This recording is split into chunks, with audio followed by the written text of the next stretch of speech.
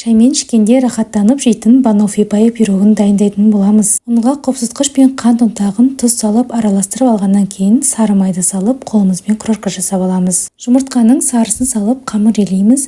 Егер қамыр бірікпесе, құрғақ болып жатса, жұмыртқаның ағынан кішкене ғана қосып жіберсеңіз де болады.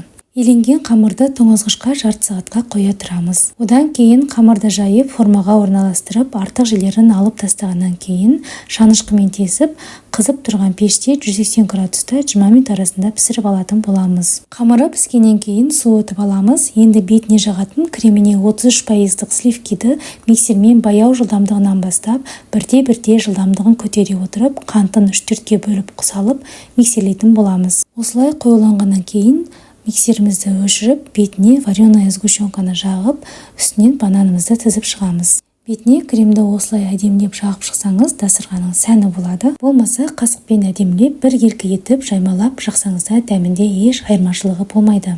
Дәл осы рецептпен жасап, жақындарыңызды қуантыңыз.